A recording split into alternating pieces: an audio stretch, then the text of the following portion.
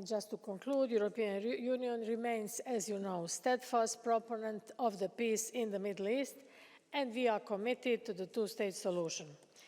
But let me reply to some of your questions which were repeated.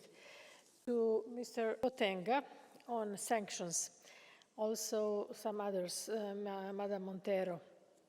As you know, sanctions on the extremists, ministers, and on violent settlers, and further sanctions against Hamas member. This was adopted by the Commission and proposed to the Council on the 17th of September. Also, there is a partial suspension of trade-related provisions of the association agreement. We are aware that it will be difficult to find majorities. I'm talking about the Council. And I know that any action will be too much for some and too little for others. This is what we are saying.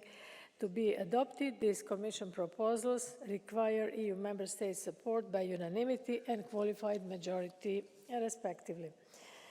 We are not putting on hold, I have to mention this, support to fight anti-Semitism, among others, for Yad Vashem, and we are not touching support for the civil society, both Israeli and Palestinian civil society. To reply on genocide, as you know, the Commission will respect all rulings by the multilateral system based on international law and the universality of the human rights.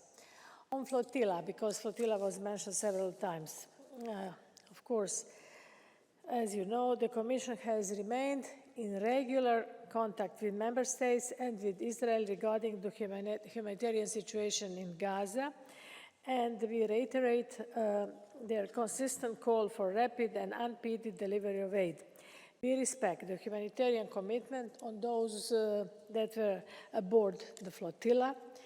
In the European Union, everyone, as all of us know, has the right to exercise such activism and freedom of assembly.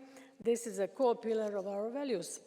The freedom of navigation under international law must be upheld, and no attacks or any use of force against flotilla, including drone strikes or seizure, are acceptable.